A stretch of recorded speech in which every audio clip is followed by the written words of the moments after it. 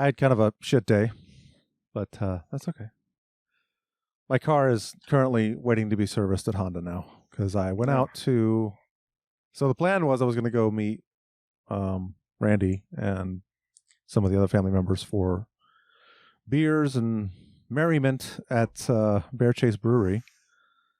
Got my car, powered it on, and it said something like the battery light flashed, and then it was like, what was the message it gave me? Hold on, I took a picture. Service engine soon.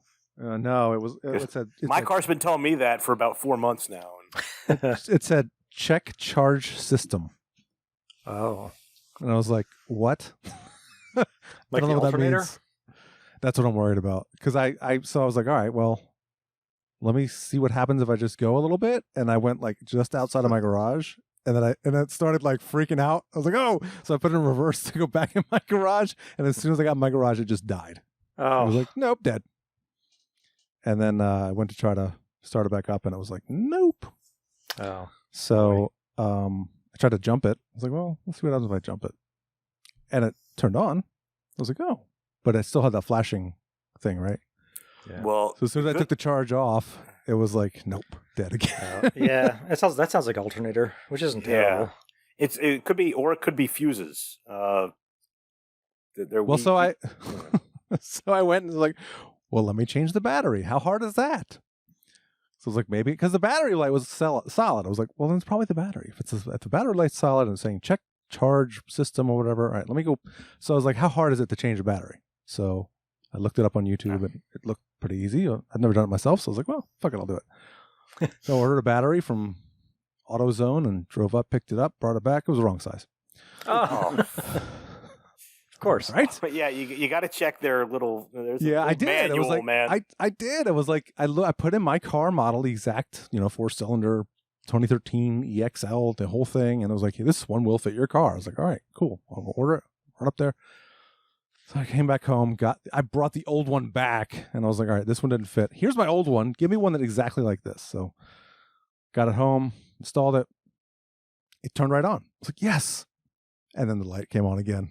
And it said the same damn thing. So I was like, all right, well, let me see what happens if I just start driving it. So I started driving it, and the light turned off. I was like, oh, maybe it just needed to charge. Like, maybe it just needed, like, I know nothing about cars. I'm the Jake Johansson who needs a snowman in the under the hood. Just put his hat back on. That's what I need to know when I look under a hood. So I started driving it, and I was talking to Tiff, and she's like, well, just meet me in Honda. We'll drop it off there, and they'll look at it and figure out what the fuck's wrong with it. So I am thinking alternator, though, too, because I did Google it, and it was like, that could be alternator, which is like I don't know. Yeah, your car starts running off the battery, and then the battery dies, and then your car dies. So, yeah. But you got a new battery. Yeah, I got a new battery. Yeah. That's squared away. So anyway, that was my day. Fun. Yeah. It's a good time. I cleaned 4 bathrooms. Ooh.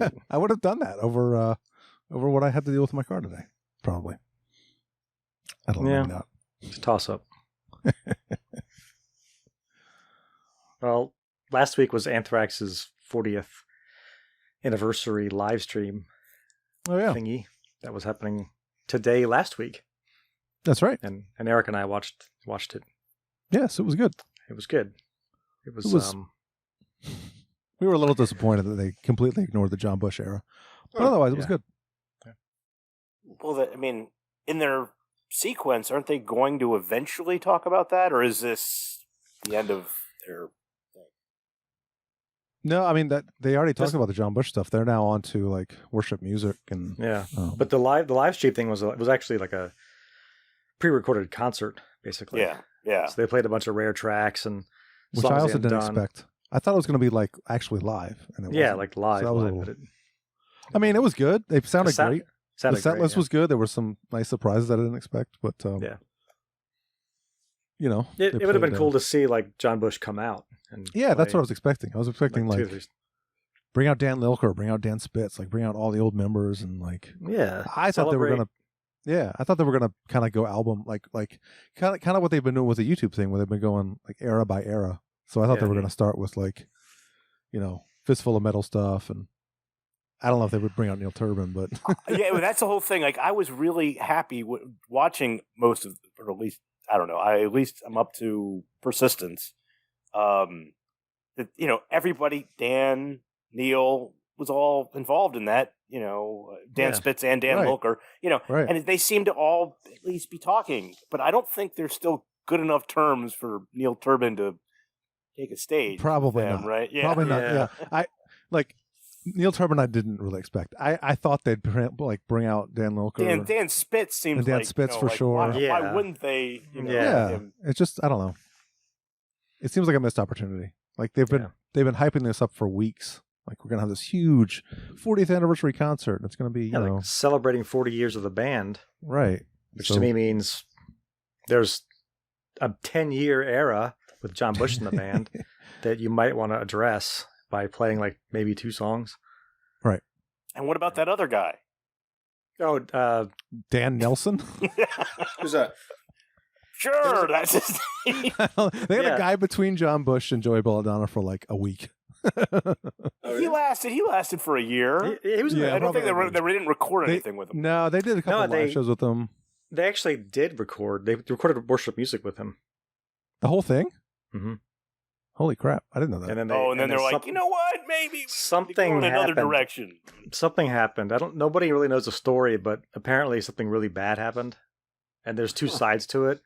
And they're like, well, what they said on the latest YouTube thing was that when Metallica invited them to play the Big Four, that lit a fire under their ass, and they were like, well, if we're celebrating this era of metal and like these 4 bands and their heyday, then we need to bring Joey back. And that's what they said on the YouTube thing. I don't know if that, that's why. But from my memory, there was a whole thing where they had that guy Dan Nelson, whatever his name was.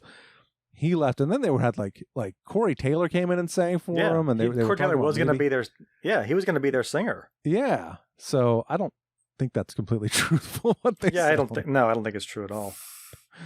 But anyway, but I mean, I don't think we'll ever know what happened with that guy. Yeah. no. They're not going to. I mean, he probably has a lot to say about it, and I'm pretty sure it's on YouTube somewhere. But I don't know. I can't find anything.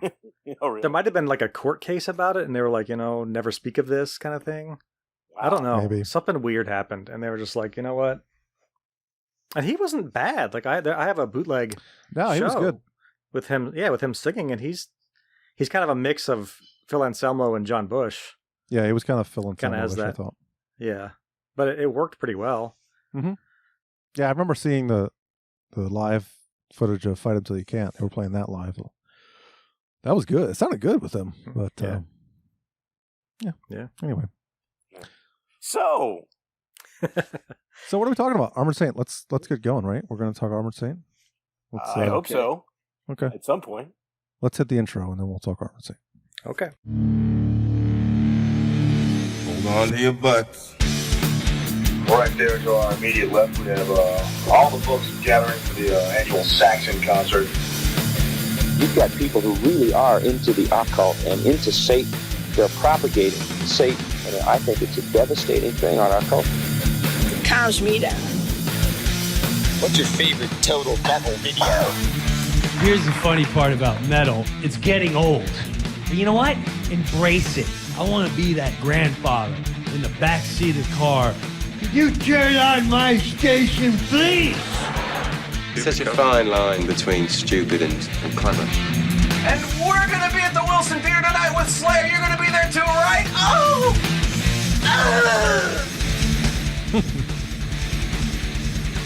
It never gets old. Nope. Alrighty. Well, welcome back to Somewhere in Time Podcast, everybody. SomewhereInTimePodcast.com is where you find us online. All of our episodes are streaming there. Links to all of our social media, Facebook, Twitter, Instagram, YouTube, all that good stuff. Yes. I want to mention another thing here too. Also, if we do these episodes and we talk a lot about different bands and we try to gather as much information as we can about these albums. But if you have more information that you want to share with us, like if we post on social media that we're going to talk about some album and you know something great about that or want to contribute, you can contact us and you can do that via the website. You can email us. There's an email address we have, somewhereintime.podcast@gmail.com. It's a tough one to remember, right? Yeah. So yeah, send us information. If you can even comment on the Facebook. That's true too, if you'd like. Yeah. I mean, we'll try to do a better job of posting what we're going to be talking about. But yeah, if you see something that we're going to be talking about that you have a lot of information on, hit us up. Let us know. Yeah, I'm just looking here. I'm looking at Dan Nelson pictures. Was it Dan Nelson? Was that right? Yeah. If you look, if you Google him and just look at the images, I don't think you'd want to be in a band with this guy. Okay, good to know. He looks like a problem. Apparently he was, but I don't know the whole story, and nobody seems to know. Well, that's okay. Except for the people who were there. Yeah. Well, I don't think we're going to be in a band with him anytime soon, so I'm not really worried about it. His name is too generic. Dan Nelson. It is a no-name wrestler. He's already in the ring when the match starts. That's right. Or when the other guy comes out. Yeah. Doing stretches. Yeah. Jumping up and down. All right. This dude's pretty buff, though, so maybe I shouldn't talk shit about him. Because he's going to listen. Yeah. Who knows? You never know. All right. This episode, we are talking about the album Symbol of Salvation by Armored Saint. And who are we? Yes. Thank you. I'm Eric, and Tim is here. Hello, I am Tim. Joe is here. I'm Dan Nelson. Hi. And Keith is here. Good evening. Yes. Good evening. Thank you for reminding me. And Alfred Hitchcock is here too. That's why I'm here. That's what they pay me for. All right. Armored Saint, let's play a little bit of this album. I'll play Warzone. Yep. I like that one. Okay. That's a good one, right? Yeah. He said right. It is good. Is it? It is.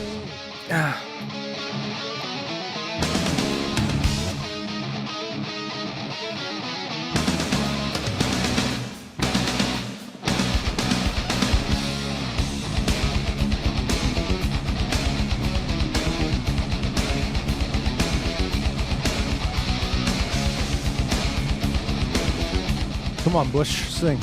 Yeah. Here he goes. When I dream, I see movies in my head. I always have the story wrong, but the scenery is never quite clear, 'cause the film is going on. But I just roll. I'm going to fade that out. So that was John Bush on vocals. Yeah. You got, let's see, Phil Sandoval on lead guitar, Jeff Duncan, on rhythm guitar, Joey Vera on bass, and Gonzo Sandoval, and I don't think Gonzo's his real name, on drums. And then there is an appearance by Dave Prichard on this album, who was, maybe we should get into that right off the bat. Dave Prichard was the one of the main songwriters of this band. Yeah. Before this album, and I guess he did write a portion of this album too, right? Yes. Yeah. Yep. But he died of, was it cancer? Yes. Leukemia. Leukemia. It's not a form At of 20. Yes, Well, it is is. it? Okay. Well, whatever. We're not medical experts. I think Well, I Joe finished with a little some bit. authority. Yeah. Yeah, sorry, Joe. Thanks. He was 26. Oof. That's rough. So 8 years of evil medical school. You should get some respect. Okay, well then tell us, Joe. Is leukemia a form of cancer? It is. It's cancer of the blood. Okay. There Thank you. So yeah, let's see. This album was produced by Dave Jordan. Dave Jordan of, who the hell did he produce? Alice in Chains. Alice in Chains fame. Yeah. And Anthrax. Oh yeah. I think he did Chili This is the Peppers next too. I was looking album at for his. Anthrax. Oh, that's right. That's right. He did John Sound of Bush White album. Noise. Yeah. Okay, guys. I actually we were talking about the Anthrax 40th anniversary YouTube things, and John Bush actually mentioned that, the fact that he worked with Jordan on this, and then the next album he worked with him on was the Anthrax album. So You can tell, like if you listen to it, those Dirt and Sound of White Noise and this all have a similar sort of a feel, sound, you know. guitar It was tone, drum this one is tone. very reverby. Like It the is, vocals are- yeah. Jane's Addiction too. Okay. Jane's Addiction. Okay. Yeah, I knew he worked with a lot of like Chili Peppers. I think he did Mother's Milk. Yeah, I think we've looked him up before. He's got Yeah. a million albums we didn't realize. He did Mother's Milk, Yeah. really? I think so. Yeah, I was looking at his portfolio earlier. I see. Yes. Fishbone, Break Like the Wind by Spinal Tap. Oh, wow. Big jerk. Really? Yep. That's hilarious. It's got quite a range. Unlike, say, Scott Burns. Yeah. Yeah. Whatever do you mean? We'll talk So- about that next week. Obviously, this was the last album for Armored Saint for a while since Dave Prichard died, and also John Bush went on to join Anthrax. Yeah, that was probably the bigger issue. Well, was it? I mean, It might have been the first, that domino fell because they didn't want to do it without Pritchard. I mean, yeah, I don't know of the history there. I don't know if they were like, okay, well, we're not really a band I anymore. mean, Pritchard, I think, was one of the original members, correct? He was, Yeah. but he died before this album was released, and they Yes, recorded. yes. They finished it after he had passed away. So, Yeah. I mean, and they toured on it and everything else. So, Yeah. I can't imagine they were like, well, that's it for us after this album. I think it was more a matter of like it was 1991, and metal was going crazy and weird, and Bush went to Anthrax, and they're like, where do we fit? I guess nowhere. Because I guess technically Bush joined Anthrax in '92, right? Since Yeah, someone was 93. Yeah, he joined in 92. Yeah, so Which kind of left Armored Saint in limbo for a while there. definitely I mean, it took 9 years to put another album out for these guys. right. Yep. So, yeah. And I got a feeling I'm going to be defending this album. Well, before we get into the songs, let's Funny talk feeling about about this that. this goofy album cover. I was trying to figure out what's going on here. It's like a mirror with some chick. Is that a mirror? Yeah. I don't know. Is it? Maybe it's Well, not. it's a still like it's a frame. Maybe it's a piece of art. Could be. It's like stupid. Whatever it is. It's not good. Yeah. Cover. it's a new logo too, isn't it? I read something about how yeah. John Bush didn't like the wooden logo. Yeah, there's a bonus, like an extended version of this album with these long interviews, and he mentions that he liked the new logo, but he didn't like the burned wood thing. He thought that was kind of cheesy, but he did like the big A, Armored. yeah, and the big T, I guess it would be, or the a D, I guess. It's a D. The Yeah. D, yeah, the armored, yeah. He said it was a little Metallica-esque with the two letters being bigger on either side, but what are you gonna do? Yeah. They were Yeah, trying there's to not really modernize. too much to this album cover. I mean, I don't know what that little symbol is. It's the symbol of salvation. They said the model was hot. For the, Okay. That's like, good, I remember, guess. remember she was hot. You paid a model for this stupid picture. You can't see Apparently. her. I know. It looks like a trinket. It's kind of vaginally shaped. Yeah, it is. Is that the symbol of salvation? Maybe. The Maybe that's vagina. it. Hot All right. shaped Well, if there's vagina. not much more to talk about this album cover, nothing spectacular about this. No cool stories about this album cover other than the new logo. They didn't really have much to say about it in the interviews. They were just kind of like, yeah, we like this new logo. It was more modernized. We were trying to get a more modern logo because the old logo was this sort of that, scripty, gothic-looking font that they had. Like This the was Knights. more- It was just Yeah. font, medieval. Yeah, font. exactly. Yes. Yeah, like a medieval. Yeah, exactly. And they were trying to modernize it. So that's kind of the story behind it. But I don't know if there's anything beyond that. It was just Which is interesting. I'm looking at the Spotify. In Spotify, that's the logo is the old one. I know, For the- because I think there was an extended version that came out in Oh, okay. Europe, or I think this was re-released in like 2003, Gotcha. and they put the old logo on it. So Okay. Just to mess with John. yeah,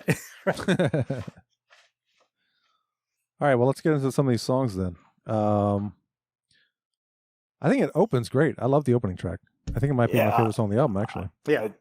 Yeah, solid. great. Yep. Rain of Fire. Joe? No? No, Just- really? I can just tell you right now.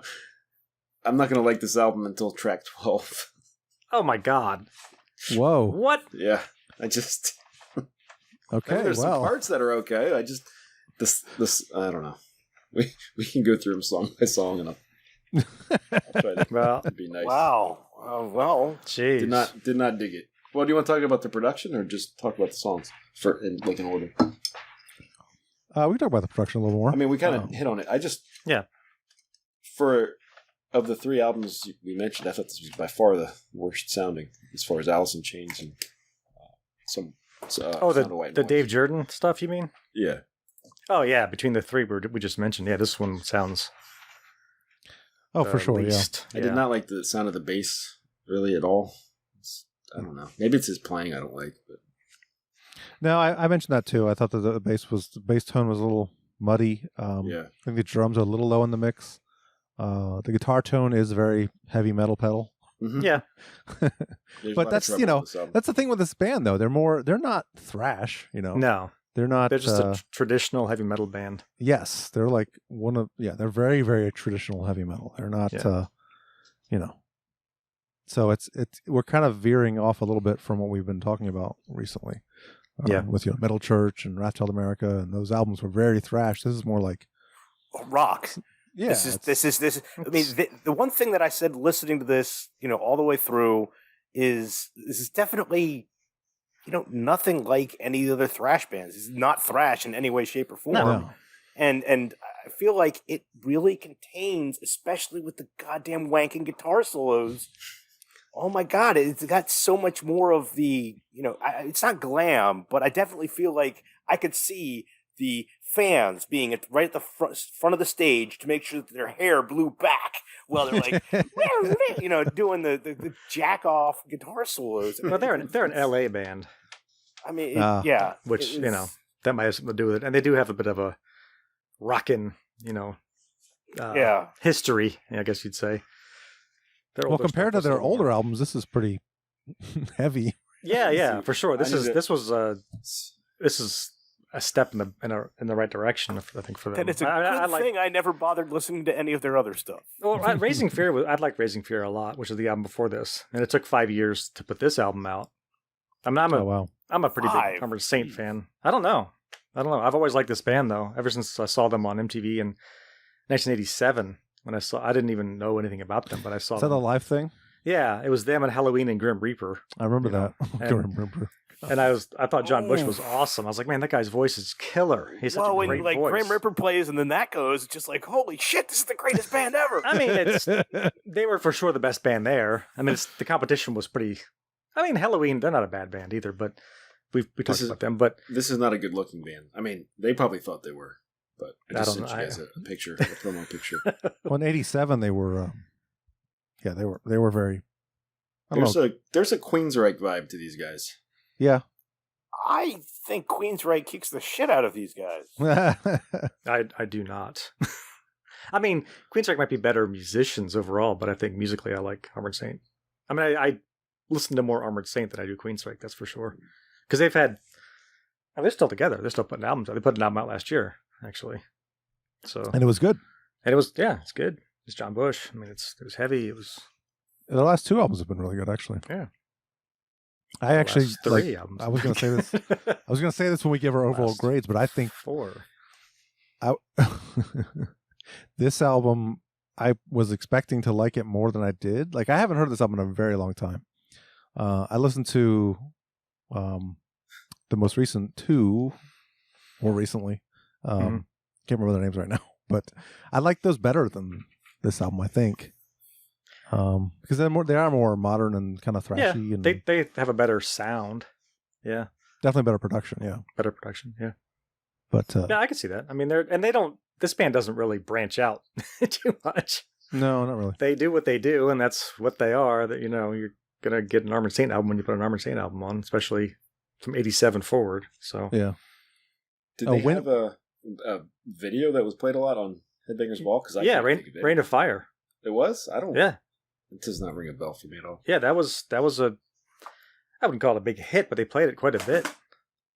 I remember seeing enough of them where I thought, like, okay, but now that I've actually listened to it, gave it, some solid listens.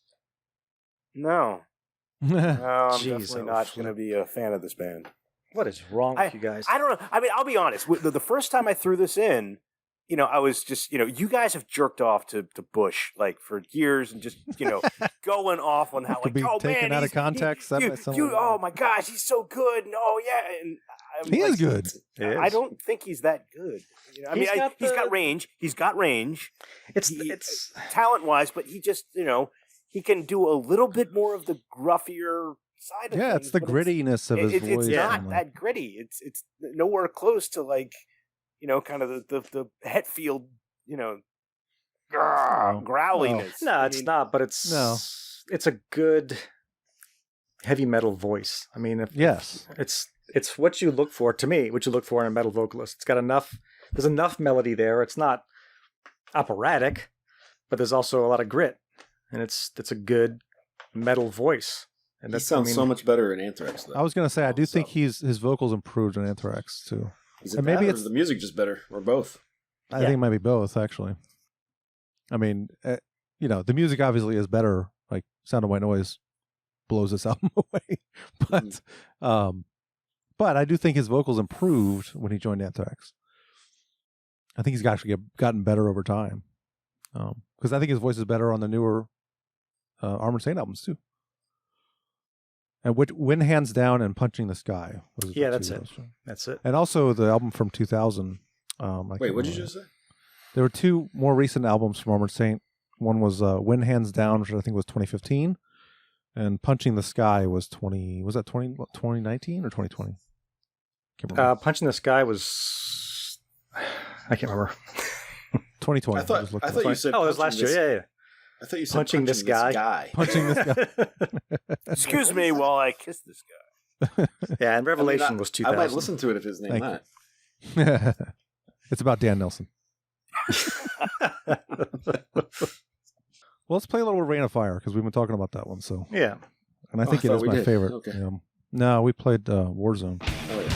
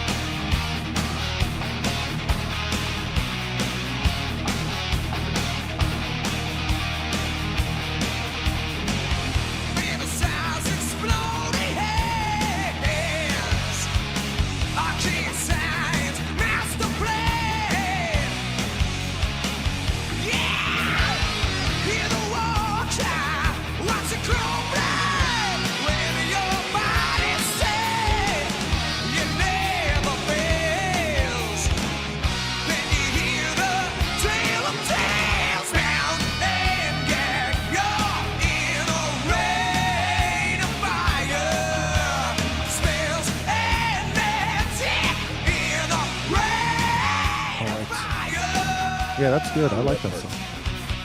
What? No? That's good. Which part? Part that you faded out on. This little thing? No, played before it. Yeah. What? What's wrong with that? You don't like that riff? I mean, it's not cheesy. It's not earth shattering, but it's fine. Yeah, exactly. It's a little, it's a little ditty transition thing. It's, No, I like that. Yeah, I love that song. I think that's a great song. Actually, the first Fender's opening band. Oh no! No, come on, stop. Wow. Jeez, oh flip. I would say no. Never mind. I'm not going to say no. Yeah, you can say it later. I know what you're going to say, but not now. I don't think the only song that I was like, The Truth Always Hurts. That's the one where I was like, hey, that riff was very good. I thought it was a little country-ish almost. There's a song on here where I think it's like he does like a octave climb with the chorus. It's towards the end. Oh, yeah. It's either Hanging Judge or Burning Question. Yeah, there was one I was like, that wasn't necessary. You don't need to do that. They kept doing it. No, man, I don't know.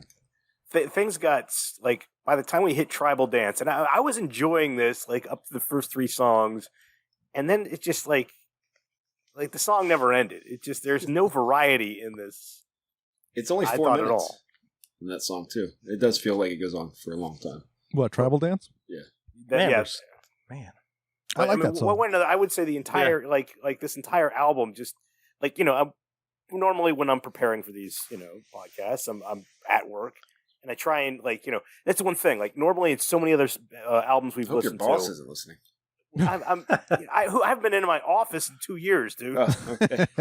But one way or another, there's so many times in other albums where just something like I'm sitting there like just doing whatever bullshit, and all of a sudden it just fucking smacks you in the face. You're like, holy shit, what the fuck was that? Hit rewind, start the song over, and it's like, shit, that never happened at all on this album. I got into it a little bit, and there's definitely some talent there. Bush does what he does, but especially by the time it hit, my only comment on Tribal Dance was meh. I know it's kind of goofy, like the whole premise, like the whole tribal drums, tribal dance thing, and I like that song. Were they trying to do Roots 4 years too early? No. Yes, they were definitely not trying to do Roots. No. I don't think they could ever confuse anything this band has done with anything Sepultura would ever. No. You know what the song's about, though, right? What? The song "Tribal Dance." No, what is it about? It's about the way America was addicted to drugs and was fueling cartels in Colombia. Glad we nipped that one. Apparently, somebody wrote into Rip Magazine and complained because they thought Armored Saint was dissing Colombia, because he mentioned specifically Colombia, and John Bush had to write back and say, no, I'm actually dissing America for being so addicted to these, the cocaine and things like that. I'm not dissing Colombia. I'm not dissing the people who are making the money. I'm dissing the people who are supplying the demand for the drugs. The CIA? Whoever. Anyway, he was saying, I'm not dissing your country, dude. I'm dissing the people who are addicted to cocaine. Let's play a little bit of this. Which was the majority of the metal genre. First millennial came from Probably. Colombia, I guess. Let me get a little bit into it.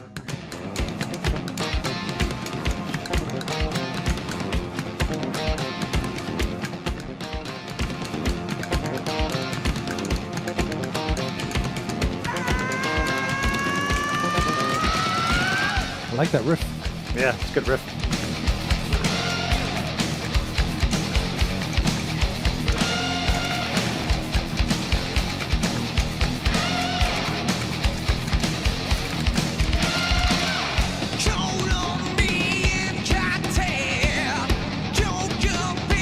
I like that. Yeah, me too. That's cool.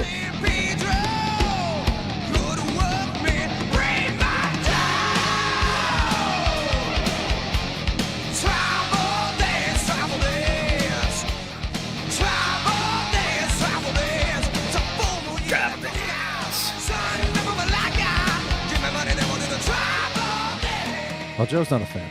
No. But we skipped Dropping Like Flies and Last Train Home. Yeah, I know. We were talking about that. Rule. We're not supposed to talk about songs that have train in the title. Did you make that rule? What? I don't know. Yeah. It's just generic to put train. How would a metal show not be able to do Crazy Train? Crazy Train, exactly. That was the last one we were. I don't know. Last Train Home. It reminds me of that Spinal Tap's first song they wrote. All the Way Home. Oh, yeah. All the way home, all the way home. Oh my God. All right, Dropping Like Flies. I like Not that song. Swatting at Flies. A better song. Yeah, that is a better song. But this is a good song. It's inspired by jerks in the music industry. It's a Armored more Saint were commercial dropped. sounding. Is this about Dan Nelson? Dan Nelson. Neil Turbin? Maybe. Dave Ellefson. Armored Saint were dropped. Different kind of jerk. Dave Ellefson the second time. God. Armored Saint were dropped by Chrysalis Records. They were what? They were dropped by Chrysalis Records, which was a major label. And then they were dropped by then and then picked up by Metal Blade Records.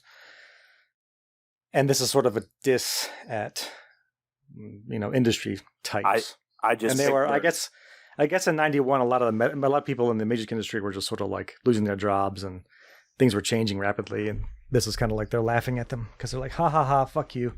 You thought you were so smart. Now you're. I picked up a Blondie album recently that was on Chrysalis. There you go. Yeah, this one was a little more commercial sounding. Like it's a good song. I just the chorus is very.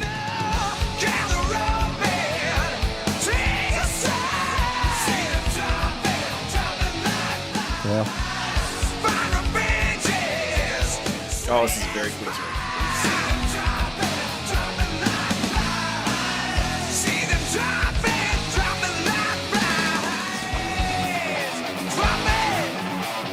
This is actually the song that I was thinking of earlier, where you said, Joe, you were saying that this one they go up they change a key, they change keys at the end. Oh, during the chorus, they do that a few times on this album. I didn't think modulate that was at the necessary. end.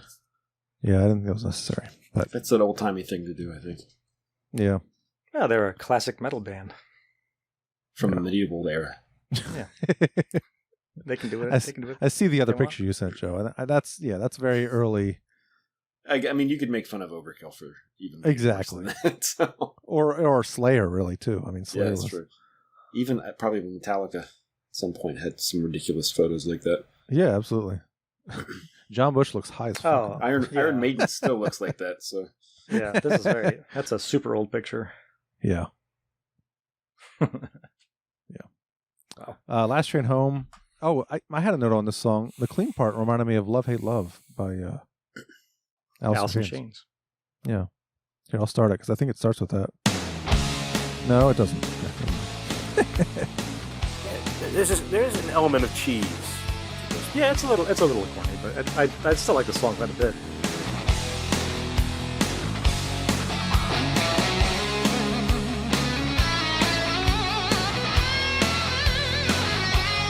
Okay, Keith, I can see the guy with the wind blowing in his hair on his solo. I agree with you. Yes. This was the song. I'm just like, you know what? I can totally see. Would they be playing on top of a train? Yeah. Wind blowing in there. That right there reminds me of Love Hate Love. Oh yeah, it's probably the production is a big part of that. That clean, the guitar tone probably is. But that riff is very. Yeah. It's very Love Hate Love. So apparently, this was just a riff that Phil Sandoval had recorded, and Dave Prichard was hanging out with him, and he said, "What is that?" And he's like, that's just a riff that I wrote to just play leads over, just to practice leads." And Dave Prichard said, that's that. We could build something off of that whole thing. Oh, cool. Build a whole song around that. And then John Bush was later on just like mumbling some lyrics to it, just like kind of like what James does, where he just like hums, you know. Yeah, he didn't know what the lyrics were, so he just kind of like, And they said, that sounds like you said "Last Train Home" or something. And he's like, that's pretty cool, "Last Train Home." And then he's like, I don't like ride trains constantly, but it nobody does. It sounds pretty cool. So I used to ride the subway into DC every day. Yeah, so this could have been your theme song.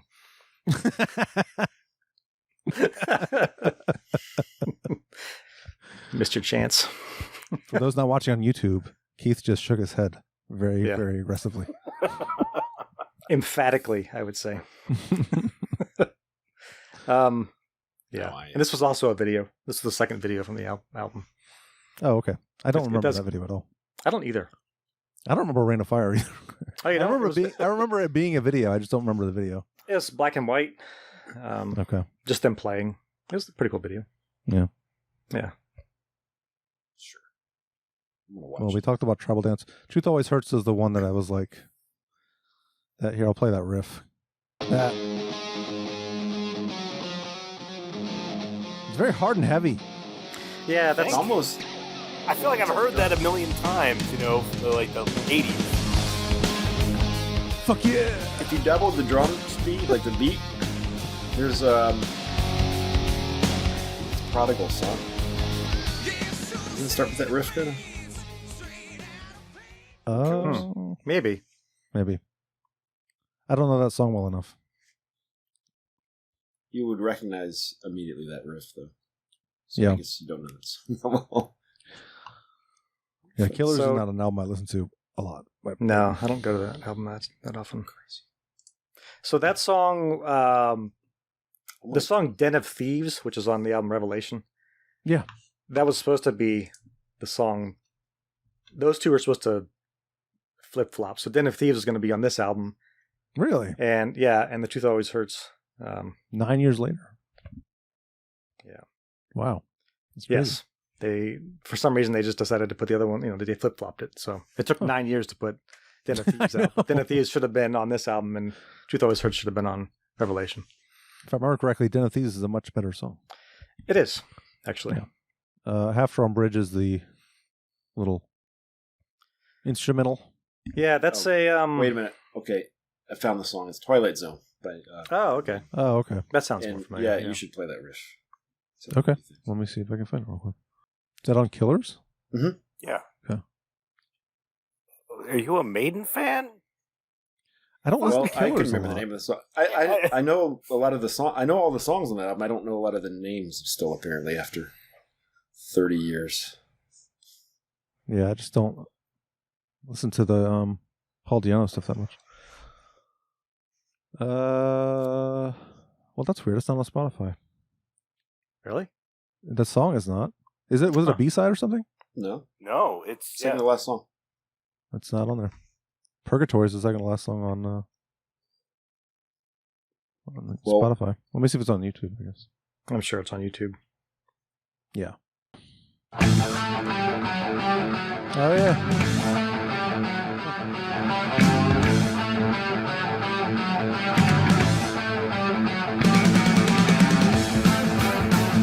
That's a totally different drum beat. Yeah. Yeah, but you're right. That is very similar. Definitely. Huh. That's crazy. Obviously, this came out first. By about a decade. Yeah. By actually a decade. Yeah. Yeah, exactly. Now I'm really confused why that song isn't on the Spotify version. That's anyway. really, that's one of those licensing things, I guess. Who knows? Probably. Yeah. Oh, interesting. That's crazy that you pulled that. Yeah. Off on a tangent here. That's all right. That happens. It does. I bet we can look at who wrote it. Maybe that tells us something. The Armored Saint one? No. Oh. The Iron Maiden one. Harris. I can't believe it. He wrote everything on that album. Yeah. It's not shocked. That's shocking. Didn't he write everything off the first one, too? Didn't he write everything ever? I don't know. The new one coming out looks like he's in there like a third of the time. Yeah. Yeah, there's 3 by Smith and Dickinson, which is pretty cool. Well, there's like a bunch with gears in there, and I'm scared of that. But I still bought it. Yeah. I haven't bought it yet. I don't know what I'm waiting for. Call yourself a fan. I'm waiting because it's $50, and I don't know if it's going to be a good album yet. I think it's $12 on iTunes or whatever you use. Yeah, I could just get it streaming, but I just I do want the vinyl. I wanted to give him some money. Yeah, I want to know it's a good album first, though. I don't want to spend $50 to find out. You're gonna get it. Yeah, you want a virtual X? You want to spend $50 on virtual X? No. Never. All right. You have Fear of the Dark. You're gonna buy this one. I don't have Fear of the Dark on vinyl. I only have like 4. Oh, you're just talking about vinyl? I'm just talking about vinyl. Yeah. Oh, okay. Yeah, sure. Yeah, the only thing I have on vinyl from Iron Maiden is the Infinite Dreams 7-inch. Single? What? Yeah. Huh. Yeah. I only bought like the record player like 2 years ago, man. You call yourself a Maiden fan? Yeah. Hey! I've got almost. I'm just throwing that back at you because you threw it at me. That's all. All right, back to Armored Saint here. Yeah. That's what we're talking about. Half Drawn Bridge. That was the little instrumental. That is in the studio creation. By the by. Cool. Also, when you hear, it's cool. When you hear Half Drawn Bridge, you picture like a drawbridge that's not quite. It's like half drawn, right? Yeah, that's what I pictured, but that's not what it is. Is it about midway drawn? What is it? It's about someone drawing a bridge? When Dave Prichard was in the hospital, he would draw bridges and trolls. But he a lot of times he wouldn't finish drawing them. So because he died. Yes. So they thought it'd be cool to have a song dedicated to him called Half Drawn Bridge because he had a lot of pictures of bridges that were only half drawn. Oh, now I feel That's bad why for it's called making fun of Half it. Drawn Bridge. You fucking dick. You're going to hell. I'm gonna Yes. get over it. Well, that's the kind of you mentioned that. Insensitive. Unlike Prichard, I'm gonna get over this. Another day. I figured that was kind of. It seemed to me like it was about Prichard. It was a guess. So that one was demoed. Dave Prichard helped write it, and he'd actually demoed it before he was in the hospital. Yeah. And some of the leads were written by him. So when they were recording those leads, they were like, "This is kind of eerie or just strange to be recording these leads that he wrote, and now he can't play them." So they're kind of like, "Man, this is tough." Playing these leads that he wrote for us. The cool outro on guitar in this song, I thought. Play a little bit of that. It's a good song. I mean, it's it's a ballad, but it's I'd say like the build up to the heavy parts that I thought. Yeah.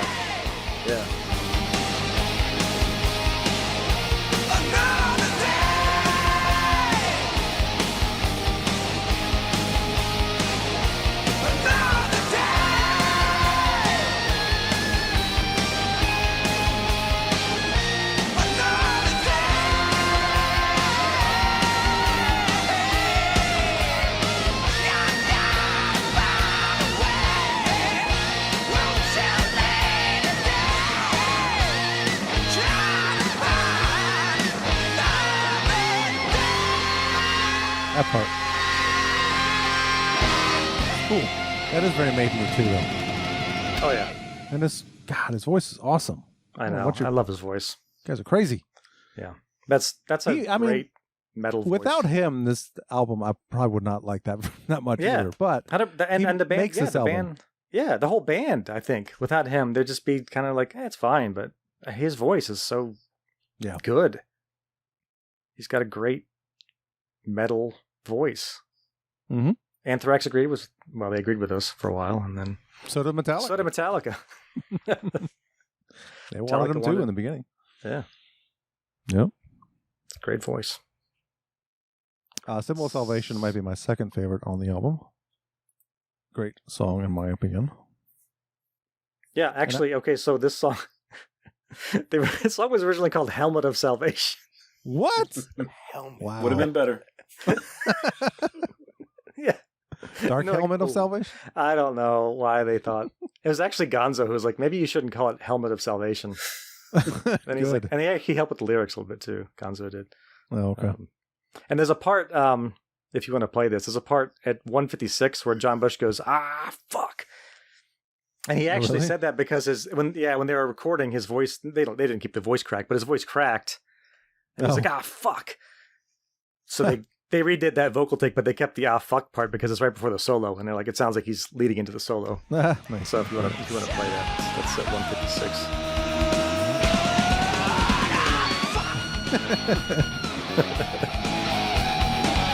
It's pretty cool.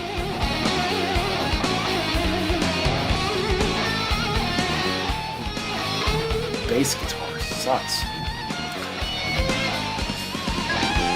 Good solos. The sound, the sound of the bass is not great, but you can hear the bass better in that song. I thought, which was interesting. You can hear him doing bad stuff. Yeah. No, I like that song. It's really good. It's about organized religion, in case you're wondering. Oh. Yeah. What would the helmet have been a reference to? I have no idea. I don't know. They used to wear helmets when they went to war back in like the first millennia. Organized religion did? They still do. But, yeah. Yeah, they still do wear helmets in war. At least I hope. I meant religious factions. Oh. Anything else on that song, Tim? Fun? Any fun facts? That was another song that was on Phil Sandoval's riff tape, and Dave Prichard pulled the riff. He liked the riff. He's like, yeah, we can build off that too. Similar to Last Train Home. Yeah. Okay. Yeah. Yeah, it's a good song. It's one of the better songs on the album, I think. Title track. Yeah. No, I agree. I like that song a lot, actually. Yeah. Crickets. Great. Yeah, I know. You need the cricket sound effect. I do. I don't have any of that. Yeah. Joe's over here. Smirking. Well, it sucks. Yeah. Yeah. Pretty much. All right. Well, whatever. We like it. Yeah. I got it. You like it. I like it. That's why it's crickets. I like the band and the song. You do that. Hanging Judge. Yeah, that was okay. Yeah, that was, what's this song, so you guys know Brian Slagle, who that is? Brian I do. Metal He's Blade guy, right? He's the Metal Blade guy. He's the guy who runs Metal Blade Records. Yep. To this day, he's a big metal guy. Anyway, he, I guess, insisted that this song be on the album for some reason. And he had to convince the band to put it on the album. And it was written around 87. So it's an older song. So I guess they had demoed it. And he's like, yeah, that song was great. And they're like, I don't know. But since he was Brian Slagle, him being who he is, I guess he had some pull. And he said, put this on the album. And it wasn't it's also for me. No, it's fine. It's also on the Hellraiser soundtrack. No, really? Yeah. And John Bush said he was disappointed with his vocals in the song. Yeah, me too. I'll play a little bit of it. I mean, it's not that, wasn't that memorable to me, but. Yeah, this is one of those sort of filler tracks.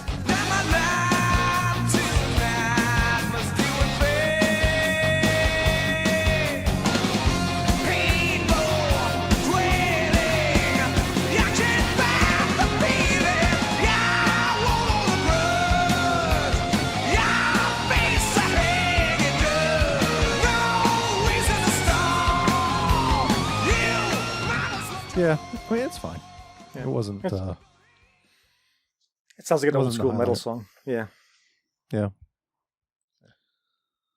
Warzone, we played a little bit of that already. Heavier, I like that one too. Yeah, it's the only song that's in drop D on the whole album. Ah, okay. Yeah. That makes sense. Yeah. Yeah, it's a little more. I mean, they're not thrash, of course. We've said No. that, but that was the one that was like, okay, that riff could be, almost a thrash riff. Yeah.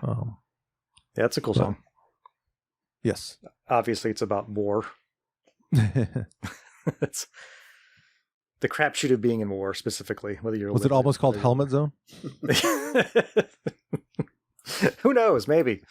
War helmet.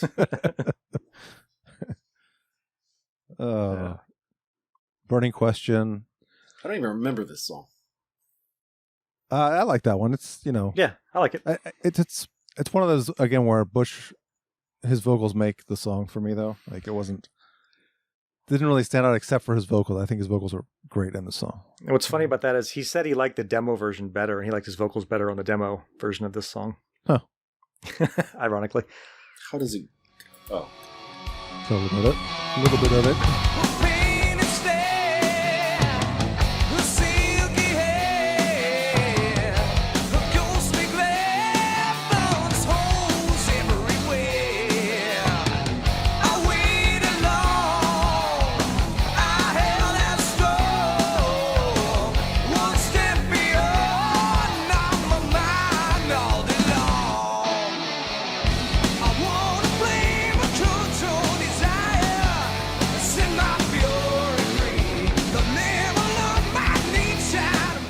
Again, it's like, it's fine, but so many of these songs sound like they should be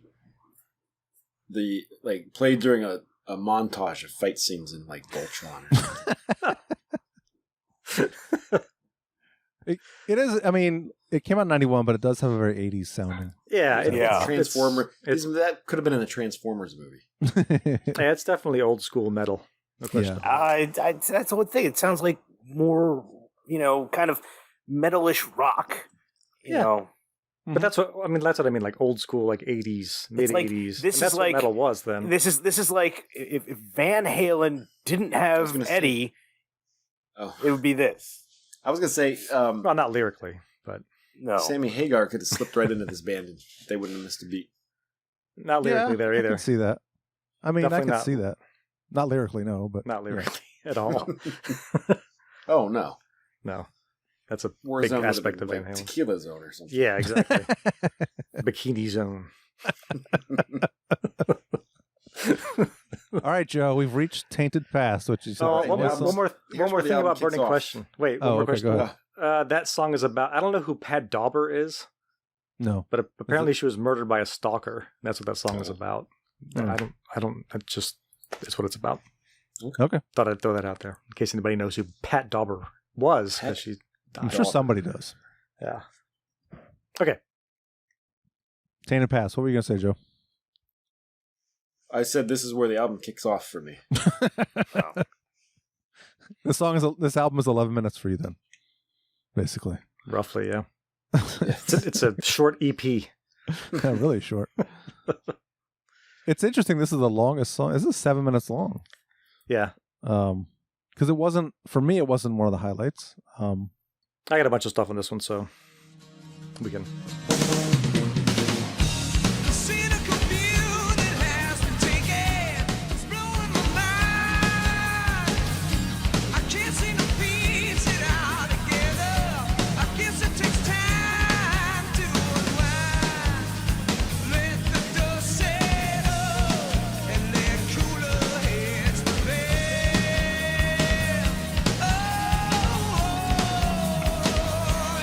Still being an 80s cartoon.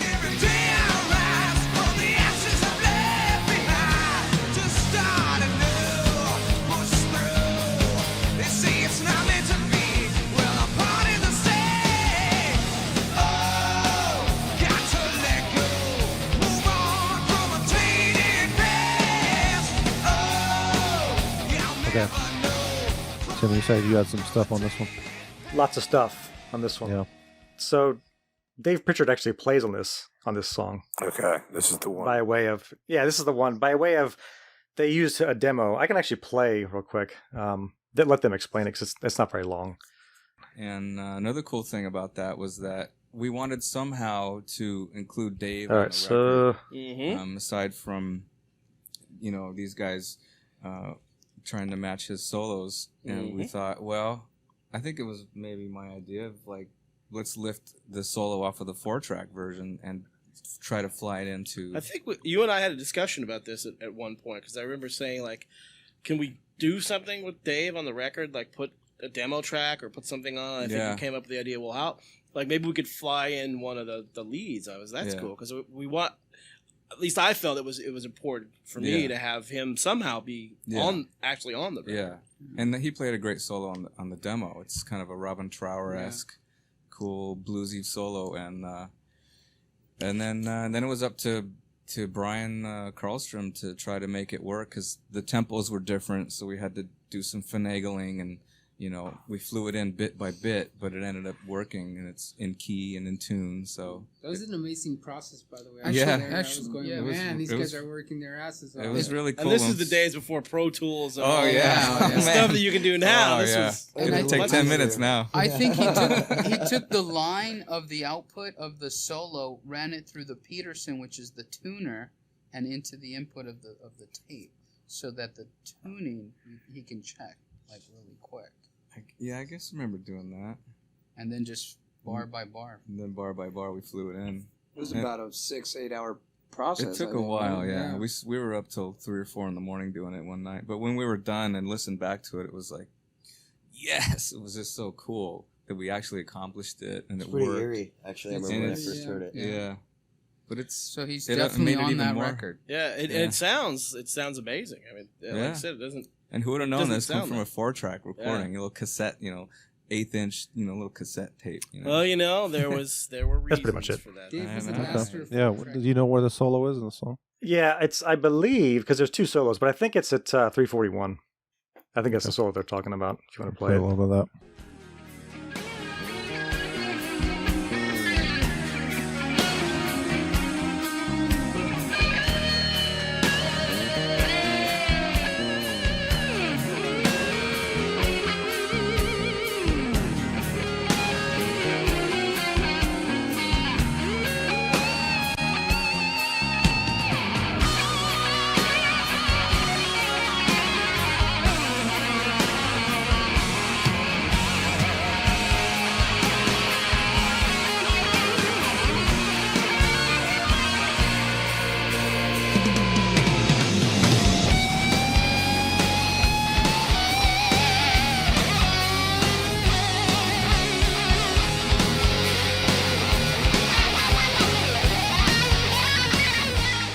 there's another solo.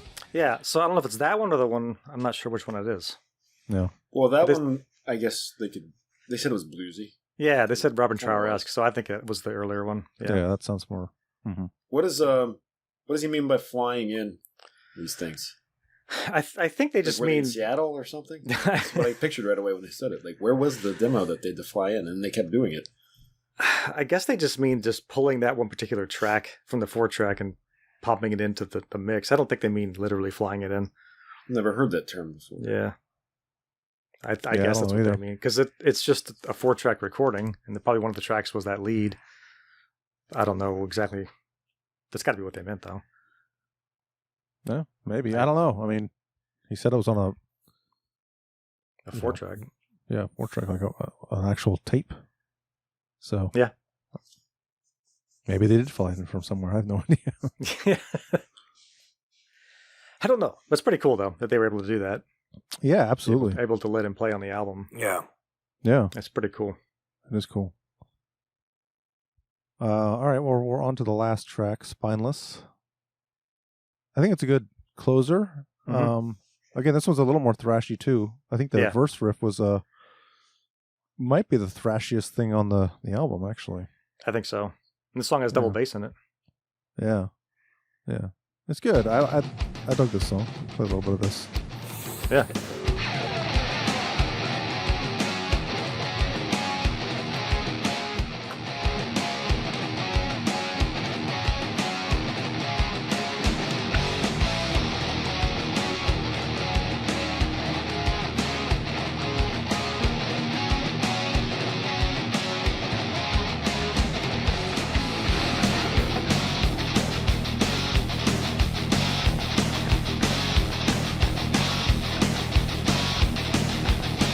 Sounds very boss. Yes. Yeah. I know.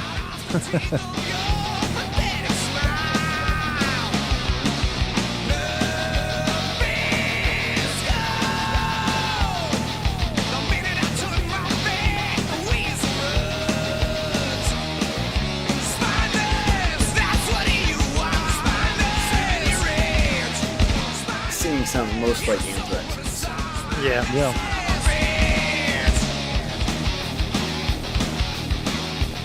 Yeah, that's heavy. Yeah. I like that one. Yeah, it's good.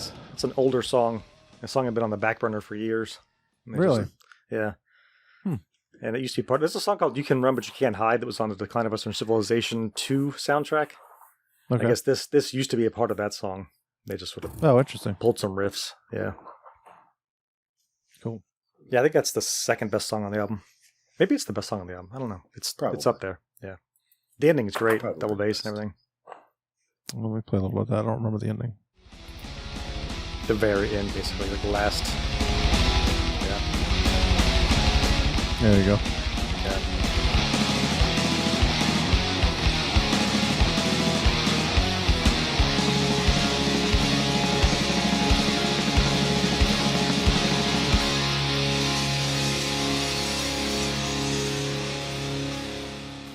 Yeah. Oh, sorry. That's all right. Cut him off.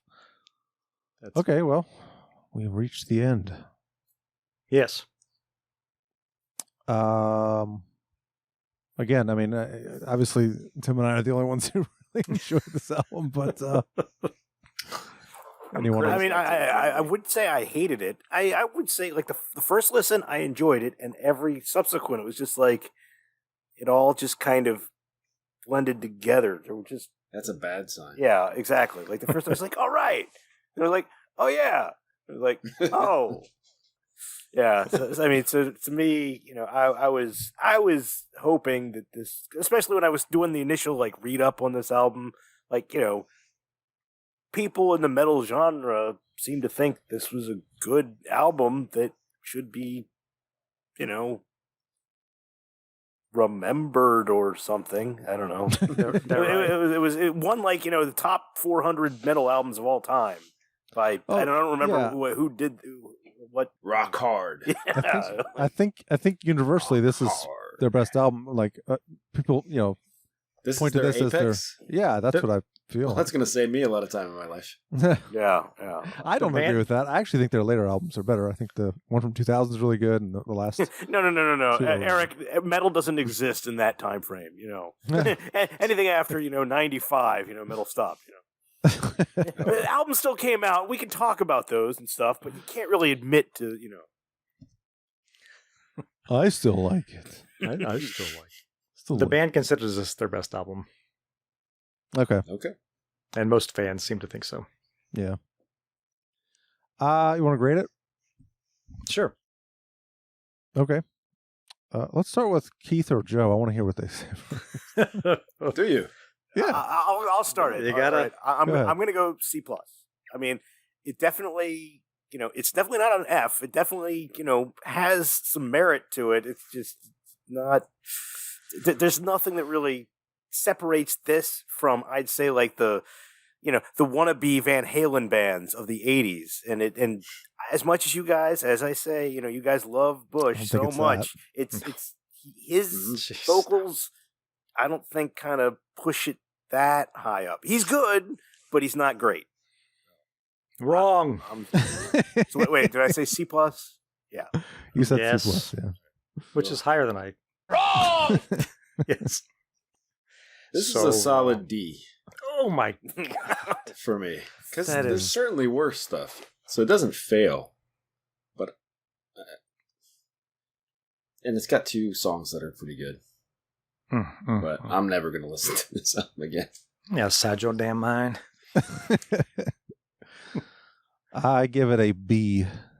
I don't. I like it. I thought I liked it more than I would, but I don't. So did I. Like I said, I've repeated this over and over, but I do like their collection. I think their last 2 are probably their best, in my opinion. I think they got better. I think John Bush's voice got better with time. I don't know. Their newer stuff's heavier, I think. It is. Yeah. I might try that stuff. So, but yeah, I enjoyed it, and there's some really good songs. I think "Rain of Fire," "Symbol of Salvation," "Spineless" are all great songs. "Warzone's" really good. So, B, solid B for me. Yeah, I'd say B+ for me. I mean, okay. I think it's one of their better albums. There's nostalgia for me, of course. It was a '91 album, and it was on pretty good repeat for me until the Black Album came out. Because this was a summer album. We played this at the beach. Well, not the beach. Actually, went to Florida that year. So yes, it was a Florida '91 album for us. And but I mean, it's John Bush. I think the guy's got a great voice. I mean, on this album and every other album that he's been on, I think his voice is solid. He's got a great metal voice. And there's some cheese on this album, of course, but overall, I love it. I still play it to this day. I've played it since '91. There's some skippable songs, but still, I'd say B+. Good. Very well. All hail Armored Saint. Is that their logo or their slogan? I don't know. I just like them. I know. All right, cool. Well, next episode we will be talking about Death. Human. Death. The band Death. Not just, yeah. We talked about enough people in the band too. Yeah, that's true too. That is true too. Okay, well, but until next time, for Keith and for Joe and for Tim, I'm Eric saying thank you and good fucking night. Energy, aggression, power. To sum it up, it's a vulgar display of power. Heavy metal speaks to the anger and despair of teenagers today, the same way that the blues used to speak to the despair and anger of the South. Cutting out. Cutting it up big time. Some cunt's recording this.